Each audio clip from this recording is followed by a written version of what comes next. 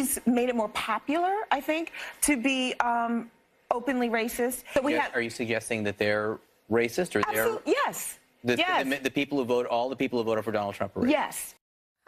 And that's just one of the most outrageous comments I've heard this week. Joining me now, Turning Point Communication Director Candace Owens.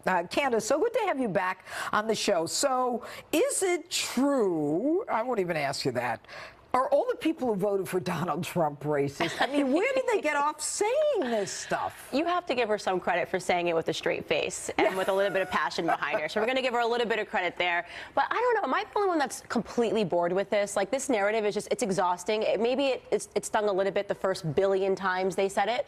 But now it's just like, okay, guys, let's wrap this little party up. And now it's ridiculous. There's no meaning to it. It's just them unwilling to accept that maybe people have different ideas and beliefs. Okay, but here's the problem. You know, it's like something that you were talking about with people saying they'd rather vote for date an MS-13 gang member than a Trump supporter. I mean, these are young people. These are millennials. And here's my concern, that people are buying this crap. You say something often enough and people think it's true. Well, that's definitely true. And I think that primarily with the younger generation, they're a target because they're already in their school systems. They're in college. So it's indoctrination happening at the highest levels. When they get out into the real world and they start to understand how mortgages work and, you know, how to manage a checkbook, they go, oh, well, maybe they're voting for different reasons and voting with their brains and not just their emotions. But do you think, you know, it's interesting, though, do you think that the schools, the education system is kind of, you know, causing them to think this way and to buy this stuff as opposed to being, you know, somewhat critical of information you hear?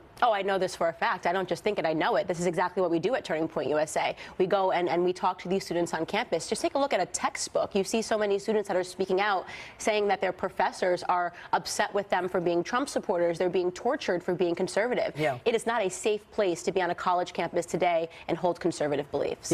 Yeah, and I know that because I've spoken on college campuses. But, you know, here's an ad that I want you to listen to. I think we have one coming up here. After 9/11, the greatest threat to our democracy lived in a cave. Today, he lives in the White House. Okay. The greatest threat to our democracy lived in a cage, and this guy's running for political office, and he thinks the greatest threat to democracy lives in the White House today. How outrageous is this? Yeah, that's not as funny as the other one. I think this is actually very serious. We refer to this colloquially as Trump derangement syndrome, but it's a real thing. You know, people become so obsessed and so deranged with the idea of not understanding how Trump got into the White House that they're willing to correlate him and also forgive people that have done abhorrent things in the history of the world. They're willing to forgive those people and paint them to be lighthearted characters like Hitler, like Mussolini I've seen, and now we're talking about Osama bin Laden. So this is very serious and just goes to show you that this man does not possess a modicum of intelligence enough to win office anywhere. But let me ask you this. This guy made an ad, had enough money to make this ad, okay? He is running for office, and I don't want to give him too much credit or attention, but I find this absolutely frightening. It is. That someone in the United States of America, this guy is on the screen, his name is Dan Helmer, that would actually say that Donald Trump is worse than Osama bin Laden.